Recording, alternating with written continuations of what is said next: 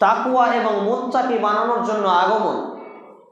দুর্ভাগ্যজনক ক্রমে আমি যদি বেছে বেছে কয়েকটি পয়েন্ট বা কথা আপনাকে বলি, তাহলে আপনার মাথা ব্যথা শুরু হয়ে যাবে, আপনার মাথা ব্যথা শুরু হয়ে যাবে। কিন্তু আমাকে হক বলতে হবে, হক বলতে হবে, কিচ্ছু করার নেই। কারণ আমি যদি হক ছুপিয়ে রাখি, সত্য ছুপিয়ে রাখি, কিয়ামতের মাঠে মিশকাতুল মাসাবি গ্রন্থের হাদিস অনুপাতে রাসূল করিম সাল্লাল্লাহু আলাইহি ওয়াসাল্লাম বলছেন, কেউ যদি ইলমের, ধর্মীয় জ্ঞানের কোনো অংশ জানা সত্ত্বেও ছুপিয়ে নেয়, গোপন করে, প্রকাশিত না করে, তাহলে সেই ব্যক্তিকে জাহান্নামের আগুনের লাগাম দিয়ে টেনে হেঁচড়ে জাহান্নামে নিক্ষেপ করা হবে। বলি নাউযুবিল্লাহি মিন যালিক। সেই সূত্রে আমাকে হক বলতে হবে।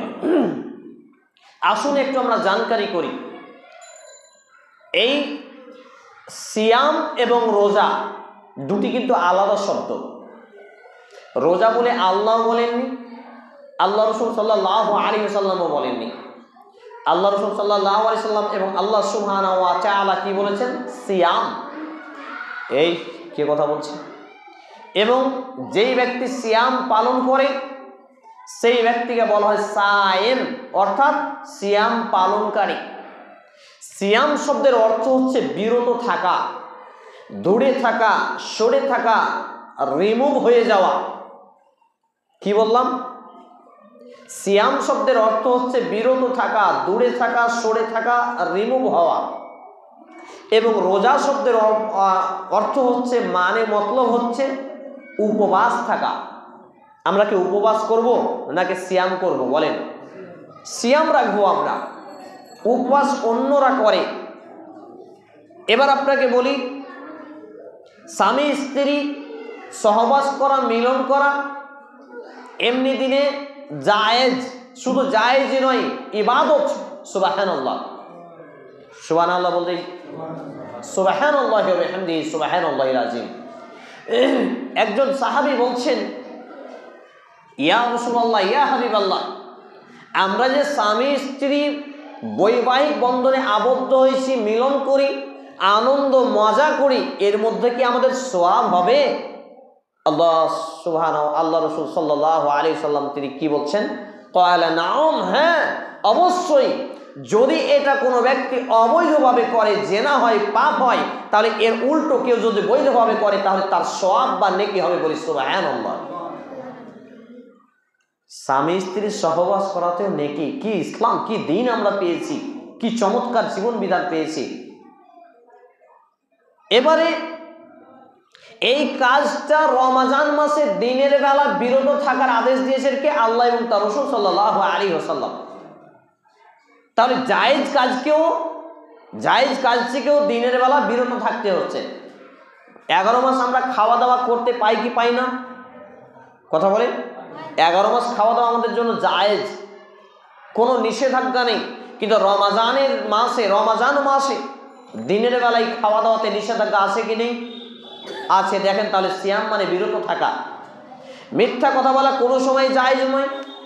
বাটপাড়ি করা, চুগলখড়ি করা, গীবত করা, হারামিপনা করা, ঠকবাজি, জোচ্চুরি করা কোনো সময়তে জায়েজ নেই। নো অপশন, কোনো অপশন নেই। এ সমস্ত কাজ থেকেও বিরত থাকা, এর নাম হচ্ছে সিয়াম। আর যে ব্যক্তি এগুলো করে তাকে বলা হয় সায়েম, অর্থাৎ সিয়াম পালন করে। সুবহানাল্লাহ। কিন্তু যে ব্যক্তি রোজা পালন করে সে শুধু উপবাস থাকে। সেই আপনার ফজরের আজানের পূর্বে খেলো, পান করলো, দিনমান খাওয়া এবং পান করা থেকে বিরত থাকলো। পরে কি করলো?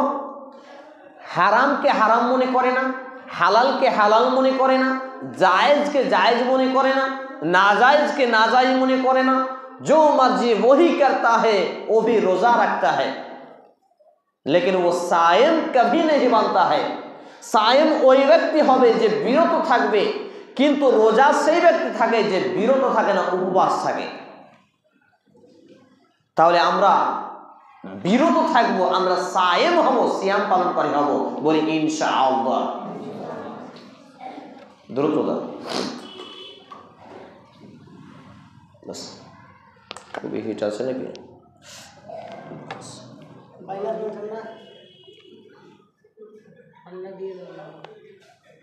এবারে আপনাকে বলি,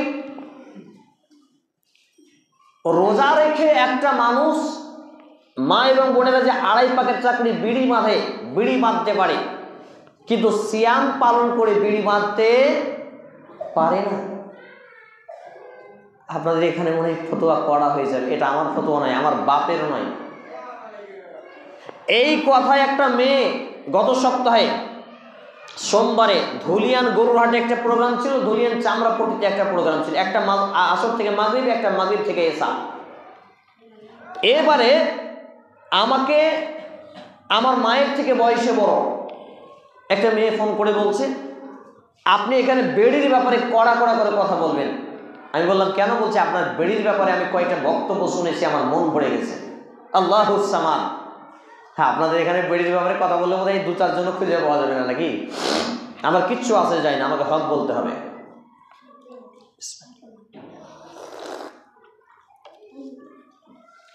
যেই ব্যক্তি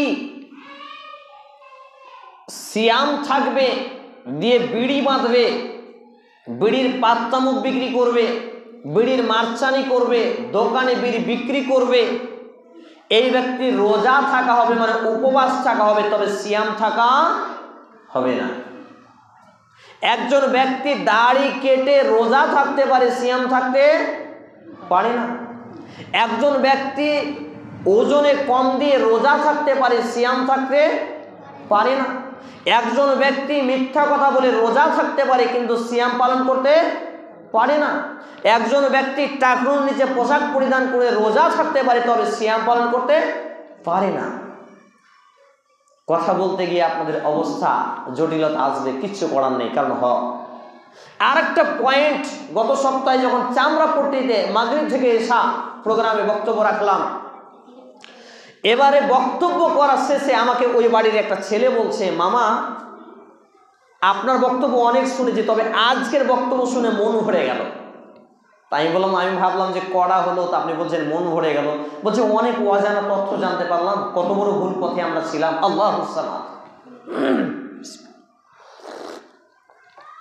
আর একটা কথা বলি, আপনাকে যদি এখন রাস্তা দিয়ে একটা কুত্তা যাচ্ছে, জবাই করে মাংস দিয়ে বিসমিল্লাহ আল্লাহু আকবার বলে সেই কুত্তার মাংস আপনি খাবেন? কথা বলেন না, কেন খাবেন না? হারাম। তাহলে কুত্তার মাংস খাওয়া হারাম, এটা আমরা জানি এবং মানি। বেড়ি যে হারাম আমরা জানি, কিন্তু মানি না কেন? কথা বলেন। তামাক যে হারাম আমরা জানি, কিন্তু মানি না কেন? বন্ধন, লোন, সুদ, গোষ্ঠী যে হারাম আমরা জানি, কিন্তু মানি না কেন?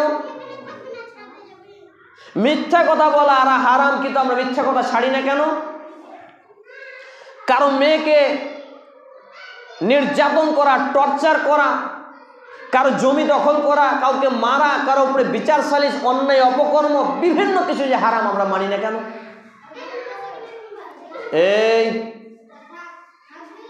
এই জন্য আমরা বলি যে মানুষ শুধু মনে করে কুত্তার মাংস, ষোঁড়ের গোশতই হারাম নাকি, আর বাকি হারামগুলোকে হারাম মনে করে না কেন? এখন যদি আপনাকে 1 কিলো ষোঁড়ের মাংস এনে দেওয়া হয়, আপনি খাবেন? খাবেন না। আপনার রুচি ধরে না, এ তো গু খায়, ষোঁড়, এ কি ভালো?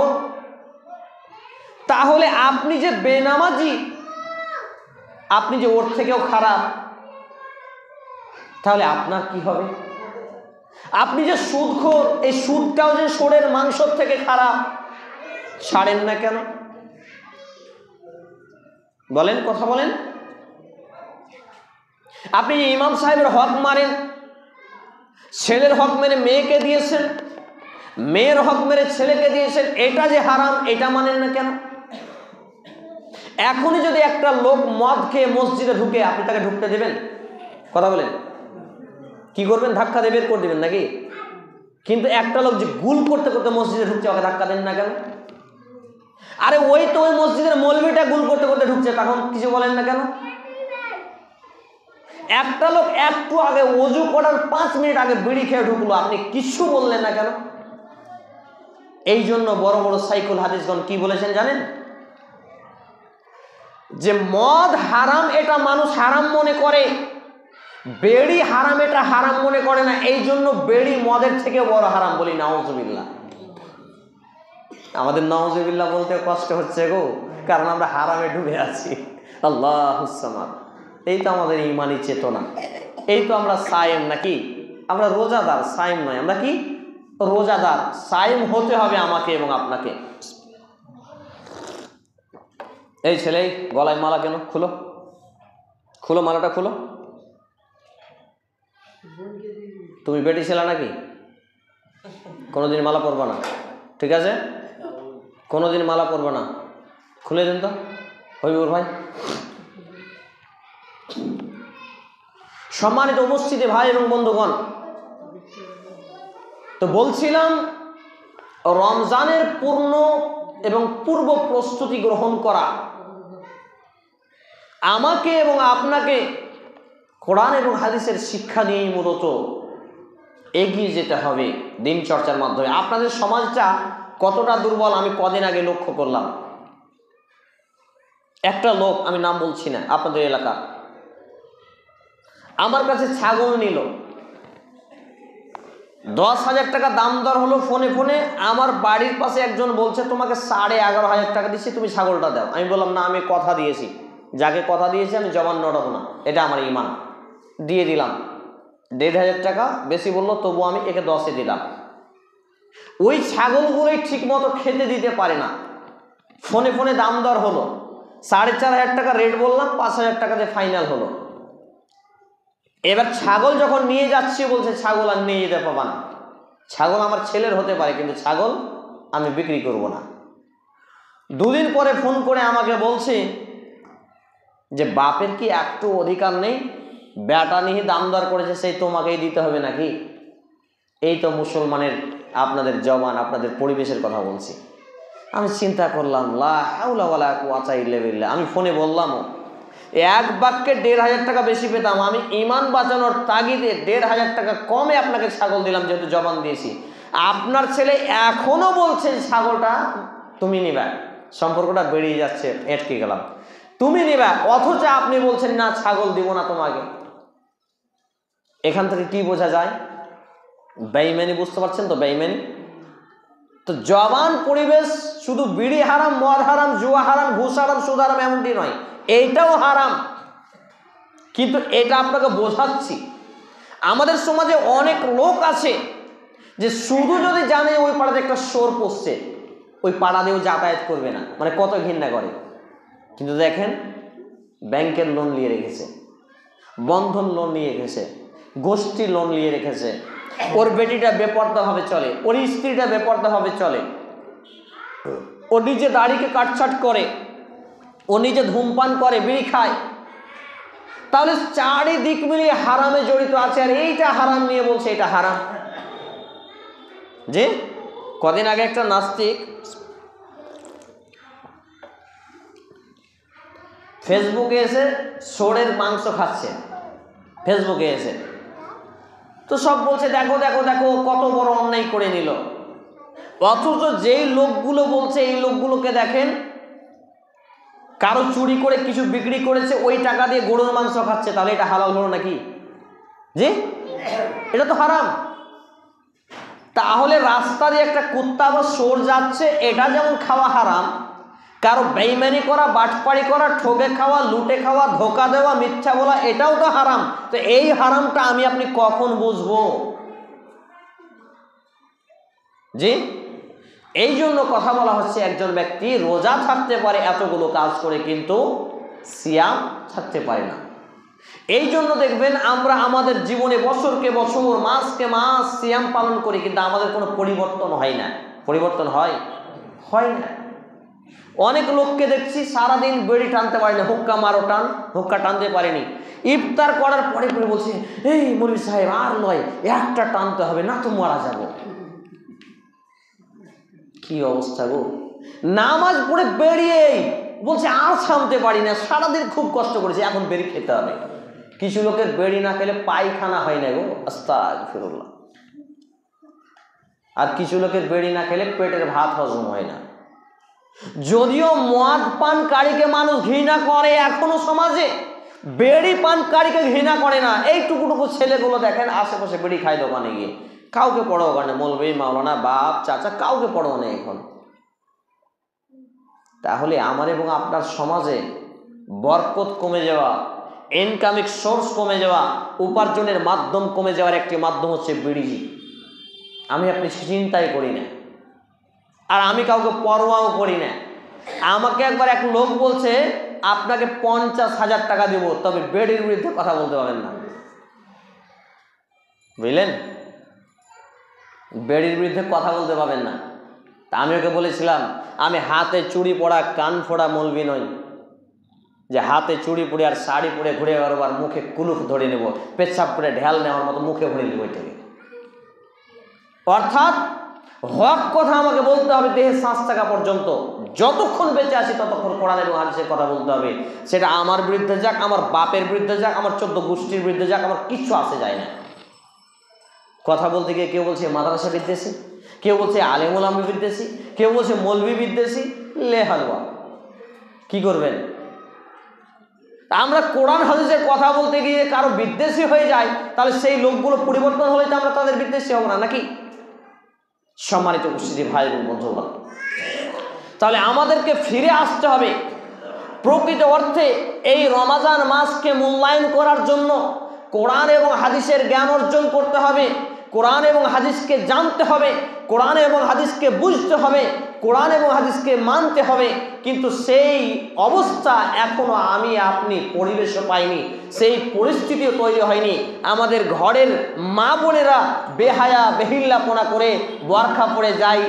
বরখা পরে মনিহারি দোকানে যাওয়া যায় আছে নাকি? বরখা পরে 3 দিন পর পর বোনের বাড়িতে যাওয়া যায় আছে নাকি? বরখা পরে ফেসবুকে ছবি আপলোড দিচ্ছে, এটা আবার জায়েজ নাকি? বরখাটা হচ্ছে এই প্রোটেকশন, চোখের প্রোটেকশনের জন্য, প্রাইভেসি, নিজের দেহরক্ষী প্রাইভেসি বুঝি না?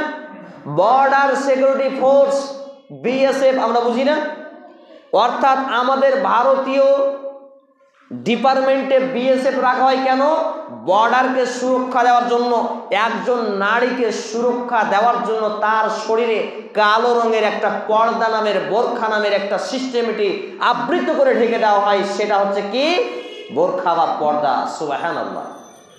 আর এই বোরখা, এই পর্দা আজকে আমার এবং আপনার মা এবং বোনেরা ফ্যাশন বানিয়ে ফেলেছে। বোরখা পরে শরীরের উঁচু নিচু বিষয় চেনা যায়, বোরখা পরে শরীরের অঙ্গ প্রত্যঙ্গ চেনা যায়, বোরখা পরে হাঁটে যায়, বোরখা পরে পতিতাবৃত্তি করে, বোরখা পরে ধান্দা করে, বোরখা পরে জঘন্য কোনো কাজ করে। কি করে না? 2005 কিংবা 6 সালে আমাকে নিয়ে যাওয়া হলো কলকাতার ভিক্টোরিয়া পার্ক। আমাকে নিয়ে যাওয়া হলো, আমার দুজন আপনজন নিয়ে গেলেন, আমি চিনি না কিছু। এই কটা আমার দাড়ি, এখানে 2-4টা দাড়ি। এই ছেলে, এই কথা কেন বলছো? চুপ থাকো।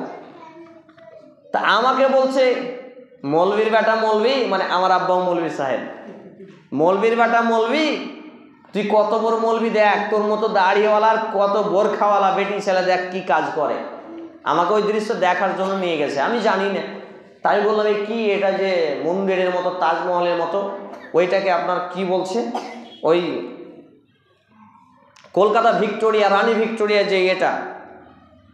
তো ভেতরে ঢোকার পরে দেখছি বোরখা পরে আসছে, বোরখা খুলে দিচ্ছে, দিয়ে তারপর নোংরামি করছে। সেই সময়ের গল্প।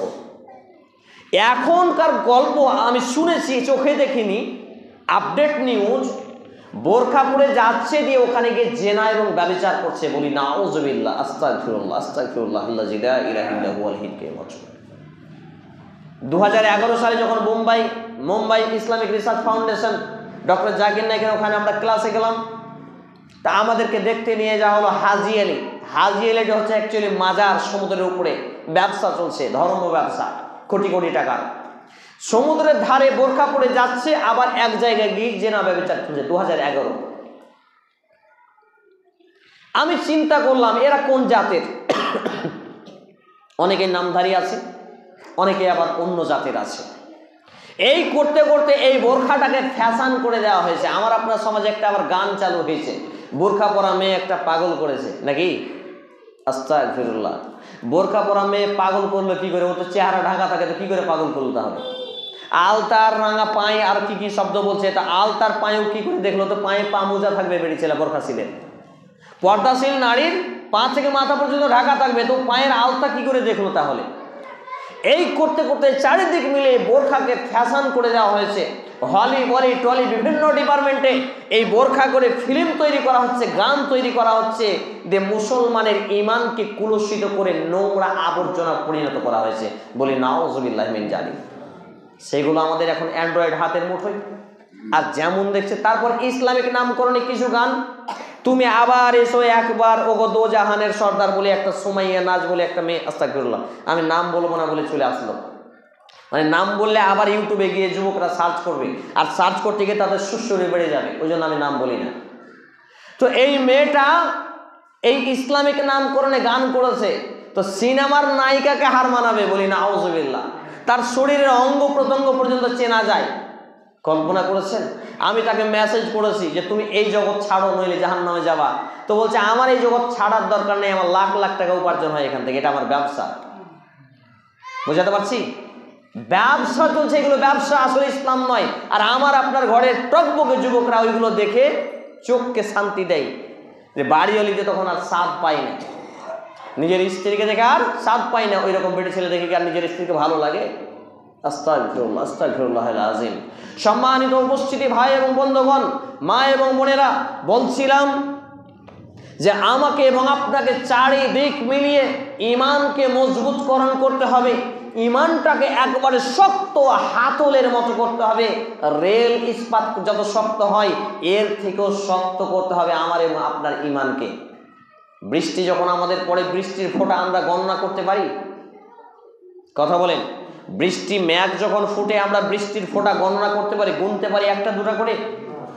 এখন এমন একটা সিচুয়েশন, এমন একটা সময়, এমন একটা মোমেন্ট, এই মোমেন্টে ফিতনা বৃষ্টির ফোঁটার মতো আসছে। কোনটা বলবো আর কোনটা ছাড়বো, কোনটা ধরে কোনটা বলবো কিচ্ছু বুঝতে পারছি না।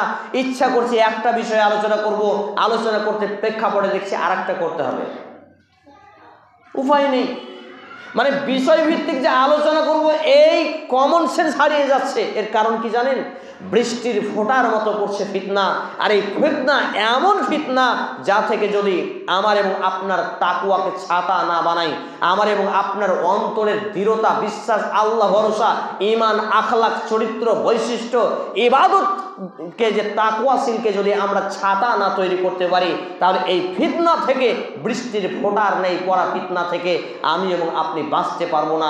পরিণামে যেতে হবে জাহান্নামে, বলি নাউযুবিল্লাহি মিন জালিক। এই কথার ওজন কত? যার ইলম আছে সে বুঝতে পারবে যে বৃষ্টির ফোঁটার মতো ঝরঝর করে বর্ষণ হচ্ছে ফিতনা। এই ফিতনা থেকে মুক্তি পেতে আমাকে এবং আপনাকে যেটা করতে হবে, সেটা হচ্ছে ইমানটাকে, তাকওয়াটাকে ছাতা বানাতে হবে। বৃষ্টি পড়লেই আমরা ছাতা নিয়ে বেরিয়ে পড়ি। তো ইমানের পরীক্ষা চলছে ফিতনা। রাস্তা দিয়ে বরখাশীল বেটি ছেলে যাচ্ছে পর্দাহীন, বেপর্দা যাচ্ছে, এ তো বেপর্দাই। রাস্তা দিয়ে যাচ্ছেন, কেউ রাস্তাতে ইট রেখে দিয়েছে, কিছু মুখ খুললেই সমস্যা। এই জন্য নবী মুহাম্মদ রাসূলুল্লাহ সাল্লাল্লাহু আলাইহি ওয়াসাল্লাম বলছেন, কথা বললে সত্য কথা বলো, না হলে চুপ থাকো। সত্য কথা বলতে গিয়ে বিপদ, চুপ থাকে। এত সিচুয়েশন, পরিস্থিতি, জটিলতা পর্যায়ে আমার এবং আপনার ইমানকে টিকা, ইমানকে বাঁচাই মুশকিল। মসজিদে বসে আসছি, সামনে দিক দিয়ে আপনার বেটি ছেলে এত যাতায়াত করছে, একবারে ইমানকে হরণ করে নেবে এরা। এই জন্য বারবার বলছি, দরজাটা বন্ধ করেন, দেখছি দরজা খুলে দিচ্ছে, দরজা বন্ধ করেন, দরজা খুলে দিচ্ছে। মসজিদেও যদি ফিতনা মুক্তভাবে না থাকতে পারি, তাহলে আর কোথায় ইমান বাঁচাবো বলে? ইমানটা বাঁচাবো কোথায়? তাহলে তাকওয়াই হবে আমাদের একমাত্র ছাতা। সম্মানিত উপস্থিতি ভাই এবং বাবা জীবন এবং মা এবং বোনেরা, তাহলে যে বিষয়টি আমি আপনাদের সামনে বলছিলাম সেটা হচ্ছে যে সার্বিক বিষয়ে আমাদেরকে এই সিয়াম অবস্থায়, অর্থাৎ রমজান মাস যখন আমরা পাবো, তখন আমাদেরকে কি করতে হবে? সমস্ত প্রকার হারাম থেকে বেঁচে থাকতে হবে। সেটা বিড়ি হোক, সুদ হোক, ঘুষ হোক, লোন হোক, যাবতীয় কাজ হোক, যেটাই জড়িত হারাম আছে সেটা থেকে আমাকে এবং আপনাকে বাঁচতে হবে। এখানে আরেকটি কথা বলেন, নইলে মা এবং বোনদের আবার মনের সংশয় থাকবে, ভাই এবং বাবা জীবনদের মনের সংশয় থাকবে যে আপনি যে এত বড় বড় ফতোয়া দিচ্ছেন, তা আপনাকে 2, 4, 5 টাকা করে যে দান করা হয়, মসজিদ মাদ্রাসায় দেওয়া হয়, তারপর বিভিন্ন জালসায় দেওয়া হয়, সবই তো বেরির টাকায়, তাহলে কি করবেন? সেগুলো হারাম নয়? একটা মাসালা জেনে নেন। মনে করেন সারা পৃথিবীতে সব আছে হারাম, আপনি এখন বাঁচতে চাইছেন হালাল ভাবে। আপনি একটা বাসে যাচ্ছেন, বাসটাও কিনা আছে সুদের টাকায়, ঘুষের টাকায়, হারাম টাকায়, কিন্তু আপনি ঈমান বাঁচাবেন, আপনি কোরআন এবং হাদিস জেনেছেন, এখন মানবেন। আপনি পকেট থেকে যে ভাড়াটা বের করে দেবেন, এই ভাড়াটা যদি হালাল হয়, সারা পৃথিবী হারাম থাকে, আপনার কোনো কিছু আসে যায় না। বুঝতে পারলাম? এটা হচ্ছে শরীয়তের নীতিমালা, উসুলুদ্দিন, দিন বোঝার নীতিমালা, কোরআন এবং হাদিস বোঝার একটা নীতি। এটা হচ্ছে উসুল। সেটা হচ্ছে কি? আপনি যেটা দিবেন এটা আপনার ব্যক্তিগত ব্যাপার, যেটা হারাম মুক্ত হতে হবে, হালাল হতে হবে। বুঝতে পারলাম? অর্থাৎ আপনি যখন দান করবেন, এটা তয়্যিব, পবিত্র, হালাল দানটা আপনাকে করতে হবে। হারাম দান করলে আপনি নেকি পাবেন না, হালাল দান করলে নেকি পাবেন। এখন হালাল করছেন কি হারাম করছেন, এটা আপনার ব্যাপার, এটা আমার ব্যাপার নয়। তবে আমি হাবিবুল্লাহ যদি জানতে পারি যে আপনি বেড়ি বেচেন, বেড়ি বাঁধেন, বেড়ি ছাড়া কিচ্ছু নেই, যা করছেন সুদ ঘুষ লোন, আপনার পরিবারে আর কোনো উপার্জন নেই, তাহলে আমি হাবিবুল্লাহ আপনার বাড়িতে খাবো না, আপনার কাছে 2 টাকা চাইবো না। এটা আমার ঈমান। যদি আমি জানতে পারি যে আপনার ইনকামের টোটাল সোর্সটাই হারাম, তাহলে আমি আপনার বাড়িতে খাবো না, আপনার বাড়ি যাবো না, আপনার কাছে 2 টাকা চাইবো না, বলবো না যে আপনি দান করেন। কিন্তু যদি দেখি যে আপনার বাড়িতে বিড়িও আছে, আপনার বাড়িতে আরও ইনকাম আছে, কেউ রাজমিস্ত্রি লেবারিও করে, তাহলে আপনার সেই বাড়িতে আমি খেতেও পারি, আপনি কি দান করছেন আমি নিতেও পারি। এটা হচ্ছে মাসলা। বুঝতে পারলাম? তাহলে আপনি কোনটা দান করছেন এটা আপনাকে বিবেচনা করতে হবে, এটা আমার বিবেচনা করার বিষয় নয়। আমি কর্ম করছি, আমি মজুরি নেব। আপনি মনে করেন সারা পৃথিবী শুধু হারাম, কিচ্ছু হালাল নেই, কথার কথা বলছি। এখন আমি লেবার খাটবো, আমি বুঝতে শিখেছি কোরআন এবং হাদিস, আমি লেবার খেটে মাথার ঘাম পাতায় ফেলে আমি এখন দিন মজুর 300 টাকা 350 টাকা দিব। এইটা আমার রক্ত ঘামানোর টাকা, যদি কাজে ফাঁকি না দিই, মিথ্যা না বলি, না ঠগাই, শরীয়তের নীতিমালা মেলে যদি আমি লেবার খাটি, তাহলে এই টাকাটা আমার হলো হালাল, খাঁটি হালাল। বলি সুবহানাল্লাহ। কিন্তু আমি এবং আপনি যদি বলি এবং বুঝি এই অবস্থা যে না, আমি যে টাকাটা কামাই করছি সারা পৃথিবী হারাম, কারণ আমি কামাই করছি, যে টাকাটা দিচ্ছে সে হারাম দিল কি হালাল দিল, এটা তার ব্যাপার, এটা আমার ব্যাপার নয়, এটা আমার ব্যাপার নয়, এটা হচ্ছে শরীয়তের নীতি। কিন্তু আমাদের অনেকের গায়ে জ্বালা পোড়া ধরবে, এটাই স্বাভাবিক। অনেক মা এবং বোনেরা আছেন, তাহলে মুর্শিদাবাদের লোক, আমরা খাবো কি, আমাদের জীবন চলবে কি করে, আমরা বলি না? তাদের জন্য কয়েকটা আয়াতই যথেষ্ট, তার মধ্যে একটা, এটা হচ্ছে সূরা আল আহজাব 33 নম্বর সূরার 3 নম্বর আয়াত, 21তম পারা 418 পৃষ্ঠা কোরআনুল কারীমের। আল্লাহ রাব্বুল আলামিন বলছেন, ওয়া তাওয়াক্কাল আলাল্লাহি ওয়া কাফা বিল্লাহি ওয়াকিলা। বলবো না সুবহানাল্লাহ? কত চমৎকার আয়াত অনুধাবন করেন। আপনি আল্লাহর প্রতি ভরসা করুন। সুবহানাল্লাহ। ভরসা করব কার প্রতি? আল্লাহর প্রতি।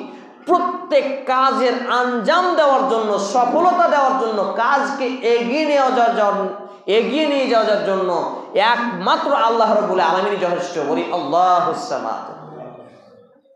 অর্থাৎ আমাকে সৃষ্টি করেছেন কে? চলে বলেন আল্লাহ তাআলা। আমাকে খেতে দেন কে? নাকি আমি আপনি কামাই করে তো খাই নাকি?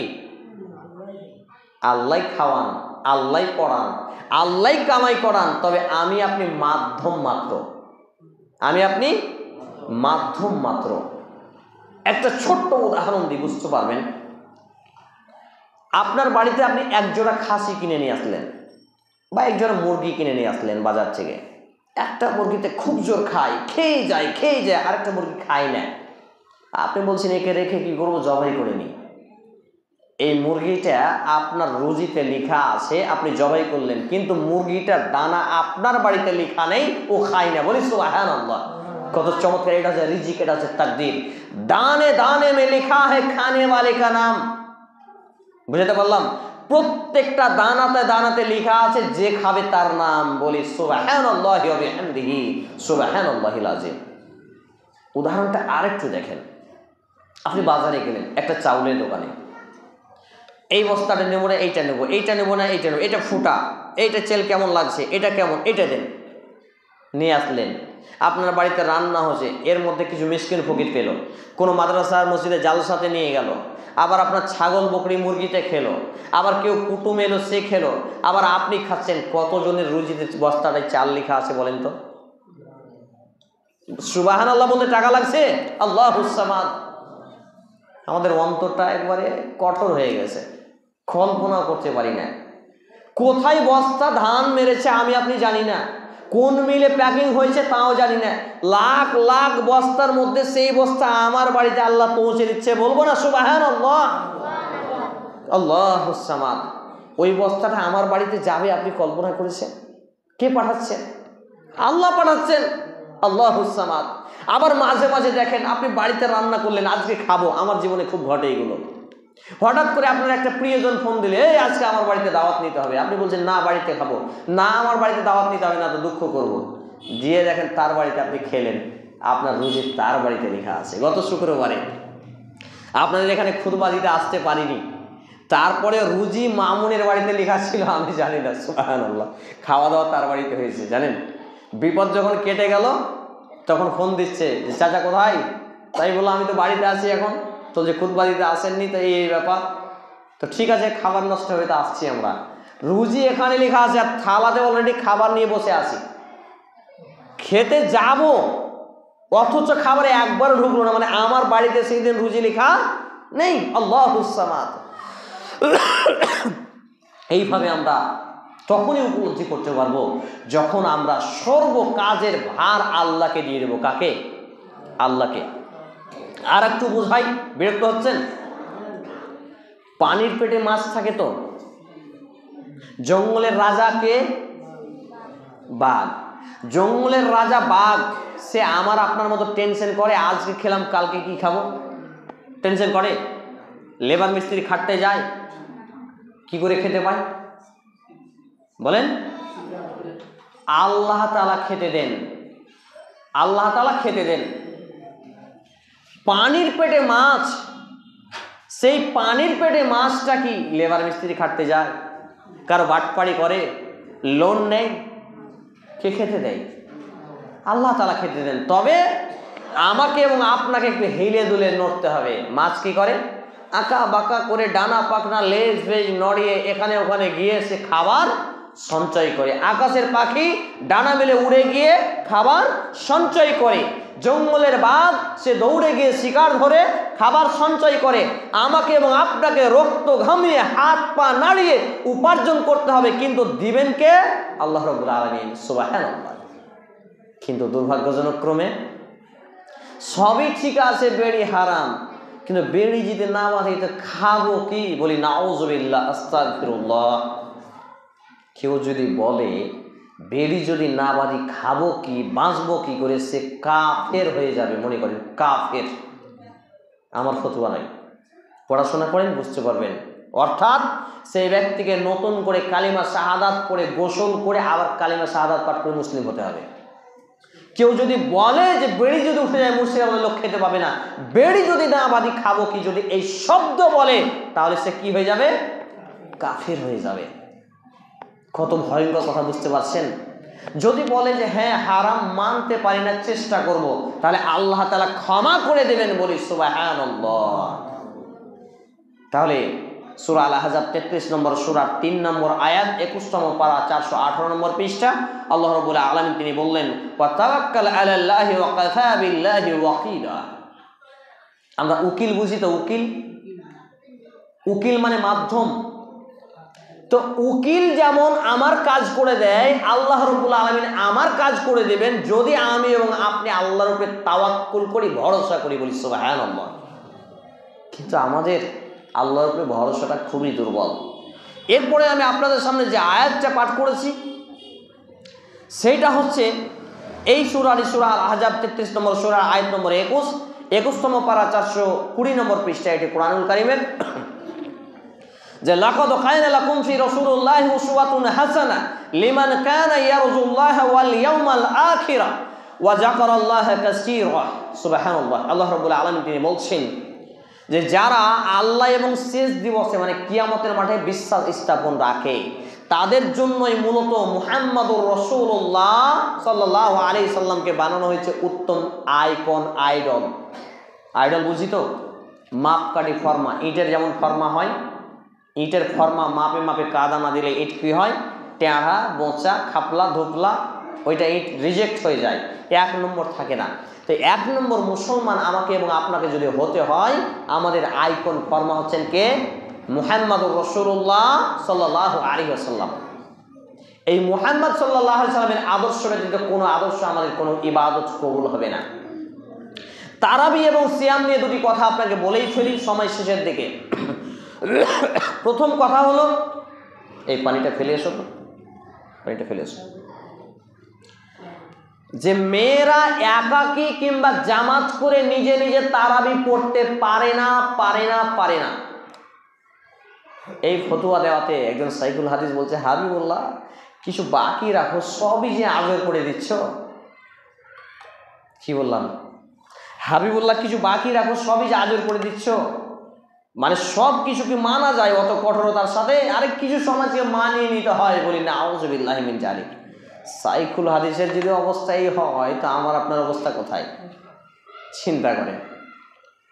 মেয়েরা একাকী তারাবি জামাত করে পড়বে এইরকম কোনো বিধান ইসলামে পাওয়া যায় না। একাকী পড়তে পারে, একাকী একাকী পড়তে পারে। এবার আপনি বলবেন যে আমরা তো অতটি সূরা জানি না।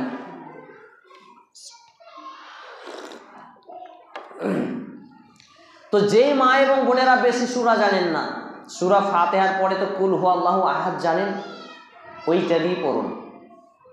তো বলছে এইটাতে যে তাড়াতাড়ি নামাজ শেষ হয়ে যাবে, আর একটু কাজ করেন। সূরা ফাতিহা পড়ার পরে এই সূরাটা 100 বার, 50 বার, 30 বার, 40 বার পড়েন, যতবার ইচ্ছা।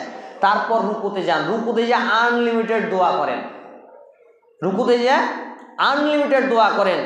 সুবহানা রাব্বিয়াল আযীম, সুবহানাকা আল্লাহুম্মা রাব্বানা ওয়া বিহামদিকা আল্লাহুম্মা ইগফিরলি, সুবহান কুদ্দুসুন রব্বুল মালাইকাতি ওয়ার রূহ, আনলিমিটেড করেন। সাজদায় চলে যান, সাজদায় গিয়ে একই দোয়াগুলো পড়েন। সুবহানা রাব্বিয়াল আলা, সুবহানাকা আল্লাহুম্মা রাব্বানা ওয়া বিহামদিকা আল্লাহুম্মা ইগফিরলি, সুবহান কুদ্দুসুন রব্বুল মালাইকাতি ওয়ার রূহ।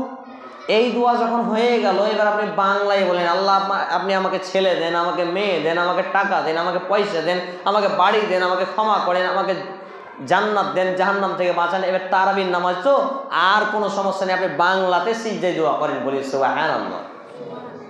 1 রাকাত পড়েন, মৌলভী সাহেবের 4টা তারাবি পড়ার সমান তারাবি পড়া হবে।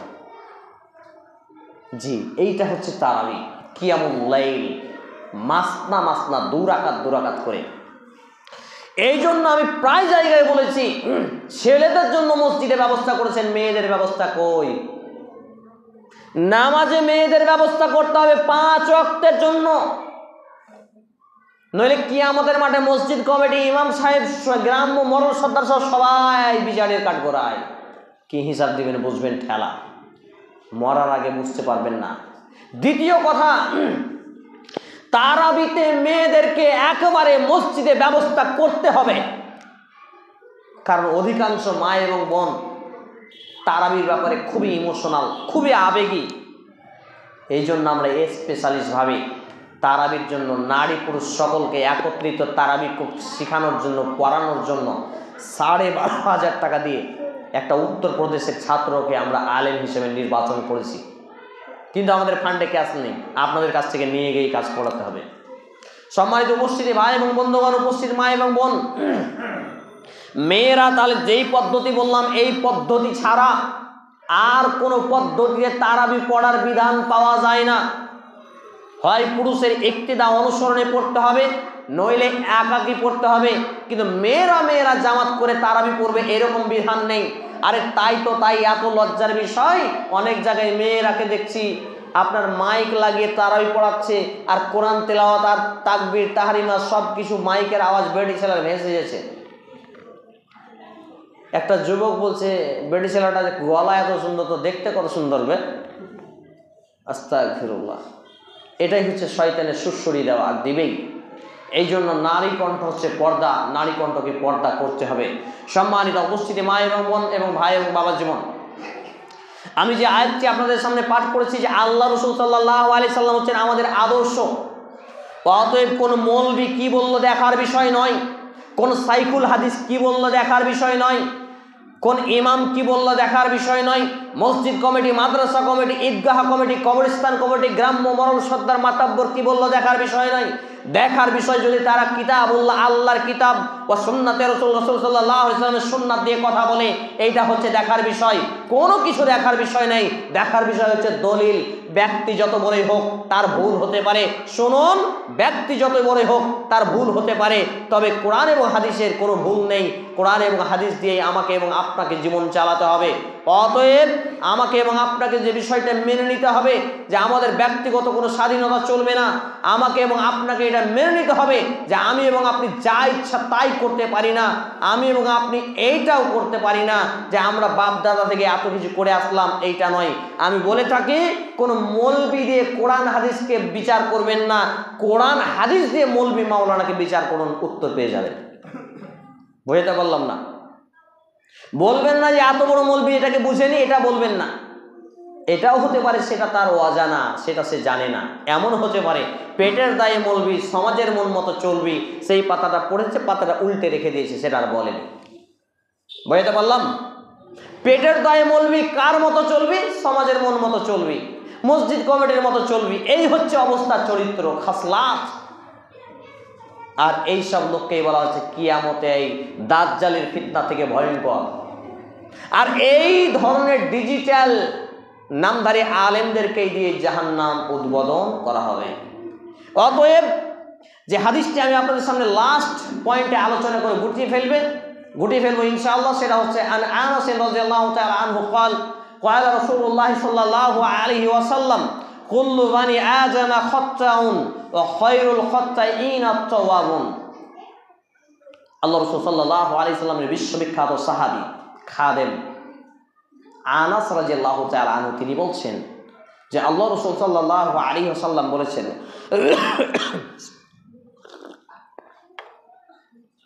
প্রত্যেকটা আদমের সন্তান, আদমের জাত, আদমের রক্ত। আমরা কার সন্তান? আদমের সন্তান, ভুলকারী। তবে নবী এবং রাসূলদের ব্যাপারটি ভিন্ন। আল্লাহ তাআলা তাদের আগে পাশে গুনাহ মাফ করেছেন, বিশেষ করে আমাদের নবী মুহাম্মদ রাসূলুল্লাহ সাল্লাল্লাহু আলাইহি সাল্লামের। তবে প্রত্যেক আদম সন্তান ভুলকারী। তবে উত্তম ভুলকারী, পাপকারী সেই যে পাপের উপরে, ভুলের উপরে টিকে থাকলো না, ফিরে আসলো, পরিবর্তন হলো, তওবা করলো। সে কে? সে ভালো। বলি সুবহানাল্লাহ।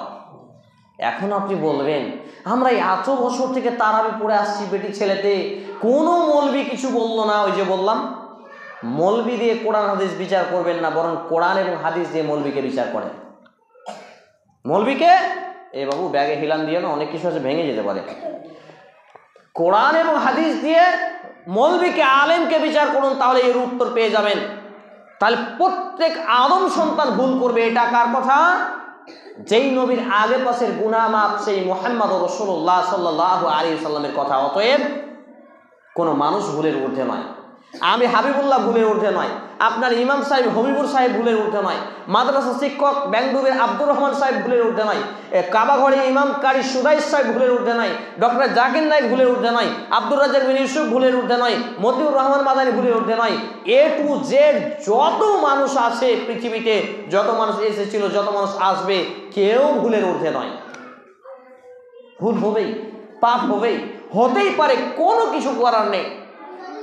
অতএব আমাদেরকে ভুল থেকে ফিরে আসতে হবে। হাদিস বর্ণিত সুনানে তিরমিজি গ্রন্থের তাহকিক ও তাখরিজকৃত 35 নম্বর অধ্যায়ের 49 নম্বর অনুচ্ছেদের হাদিস নাম্বার 2499, মুসনাদে আহমদ গ্রন্থের হাদিস নাম্বার 12637, ক্রমিক নম্বরে সুনানে ইবনে মাজাহ গ্রন্থের হাদিস নাম্বার 4291, ক্রমিক নম্বরে।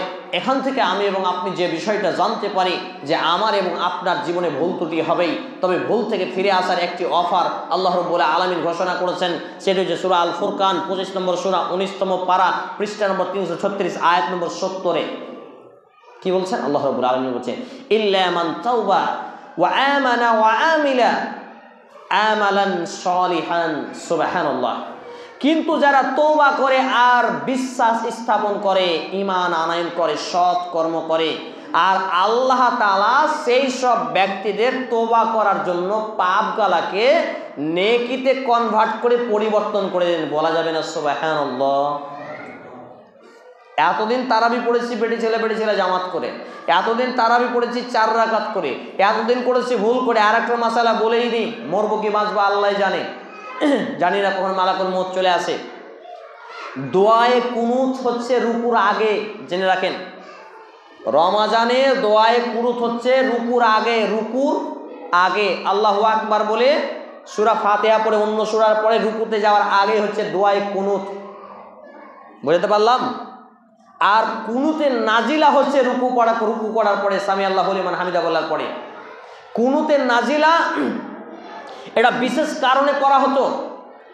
একবার নবী মুহাম্মদ রাসূল সাল্লাল্লাহু আলাইহি সাল্লাম একটা কাফের গোষ্ঠীর সাথে চুক্তি করেছিলেন। সেইখানে 70 জন বা 60 জন কারিকে, কোরআনের হাফেজকে, কিরাতকারীকে পাঠিয়েছিলেন। তারা দাবি করেছিল যে আল্লাহ রাসূল আপনি আমাদেরকে পাঠান, আমাদের কাছে তাদেরকে পাঠান, আমরা তাদের কাছে কোরআন শিখব। কিন্তু তারা তাকে কি করেছিল? 1-2 জন ছাড়া সবাইকে হত্যা করেছিল, শহীদ করে দিয়েছিল। বলি নাউযুবিল্লাহ, ইন্না লিল্লাহি ওয়া ইন্না। এই জন্য তাদেরকে বদদোয়া স্বরূপ, এই মুনাফিকদের বদদোয়া স্বরূপ যে কুনুতের নাজিলা করা হয় সেটা হচ্ছে রুকুর পরে। রেকর্ডিং হচ্ছে, ইন্টারনেটে যাবে। অনেক সাইকুল হাদিস এই মাসালাটাকে বিভ্রান্ত করেছে, বলছে দুটাই চলবে না, দুটাই চলবে না। দোয়ায়ে কুনুত হচ্ছে রুকুর আগে আর কুনুতের নাজিলা হচ্ছে রুকুর পরে। সহিহ বুখারীতে স্পষ্ট হাদিস আছে। 7000 কত নম্বর হাদিসটা আছে, রেফারেন্সটা মাথা থেকে আউট হয়ে গেল। তাহলে আমরা জি তারাবিতে দোয়া কুনুত বেতেরে পড়া, বেতেরে শেষ রাকাতে রুকুর আগেই দোয়ায়ে কুনুত পড়া সুন্নাহ। ভুলে যাওয়া ইবাদত আমরা কিন্তু প্রায় ভুলে গেছি, এটা আদায় করবো ইনশাআল্লাহ। না এই হাদিস সনদ সহিহ আছে। যে কে জয়ী বলেছে ওটা দেখতে হবে, তার কাছে নিতে হবে দলিল। রাতের সালাতে বিতর করতেই হবে, কারণ আল্লাহ রাসূল সাল্লাল্লাহু আলাইহি সাল্লামের জীবনে কোনোদিন বিতর ছাড়েননি। বিতর ওয়াজিব নয় কারো মতে ওয়াজিব। মত আছে 3টি। কেউ বলেছেন সুন্নাত মুস্তাহাব, কেউ বলেছেন আল্লাহ রাসূল যেহেতু কোনোদিন আমল ছাড়েননি, আদেশ দিয়েছেন, সেই দিকে ওয়াজিব। আবার কেউ বলেছেন যে সুন্নাতে মুআক্কাদা। অতএব এটা আমরা না ছাড়ারই চেষ্টা করব, কারণ আল্লাহ রাসূলের আমল হচ্ছে কোনোদিন তিনি ছাড়েননি। অতএব আমরা এটা মানার চেষ্টা করব। এবারে যে ঘটনাটা বলি, এই এত কেন বিরক্ত করছো তোমরা? যে মাসালাগুলো আমরা জানতে পারলাম, গোড়ামি রাখা যাবে না, মানতে হবে, জেনেছি মানতে হবে। কারণ মুসলমানের বৈশিষ্ট্য সামিনা ওয়া আতানা, শুনলাম আর মেনে নিলাম। আর যদি আমরা না মানি, সামিনা ওয়া সাইনা, শুনলাম কিন্তু মানবো না, যেমন খুশি তেমন করবো, এরা হলো মুনাফিক, এরা যাবে জাহান্নামে। বলি নাউযুবিল্লাহ। পরিশেষে আল্লাহ রাব্বুল আলামিনের কাছে দোয়া রাখি, আল্লাহ রাব্বুল আলামিন যতগুলো কথা বললাম সমস্ত কথাগুলো যাতে আগে আমি আমল করতে পারি, তারপর উপস্থিত মা এবং বোনেরা, ভাই এবং বাবা জীবনেরা যাতে সেগুলো মেনে চলতে পারে, আল্লাহ তাআলা আপনি সেই তৌফিক নসিব করুন। আমরা বলি আল্লাহুম্মা আমিন। হে আল্লাহ তাআলা, আমরা যারা অসুস্থ, বিশেষ করে আমাদেরকে শেফায়ে কামিলা আজিলা দান করুন। আমরা বলি আল্লাহুম্মা আমিন। হে আল্লাহ তাআলা, আমরা যারা অভাবী, আমাদেরকে অভাবমুক্ত জীবন দান করুন। আমরা বলি আল্লাহুম্মা আমিন। হে আল্লাহ রাব্বুল আলামিন, আমাদের যারা আত্মীয় স্বজন মৃত্যুবরণ করছে, বিশেষ করে আমার মা এবং নানা নানি এবং উপস্থিত ভাই এবং বোনদের, মা এবং বাবা জীবনদের কেউ না কেউ আত্মীয় স্বজন মৃত্যুবরণ করেছে। আল্লাহ, যে বা যারাই মুসলমান হয়ে মৃত্যুবরণ করছে, আপনি তাদের জীবনের ভুল ত্রুটি ক্ষমা করুন, তাদের কবরে শান্তির বিছানা বিছিয়ে দিন, তাদেরকে জান্নাতুল ফিরদাউস নসিব করুন। আমরা বলি আল্লাহুম্মা আমিন। হে আল্লাহ তাআলা, আমাদের রুজি রোজগারে, হায়াতে তাইয়্যিবাতে, ইলম এবং আমলে এবং ঈমানে যেন আমরা ভরপুর হতে পারি। আল্লাহ, আপনি সেই নূর দিয়ে আলোকিত জীবন দান করুন। আমরা বলি আল্লাহুম্মা আমিন।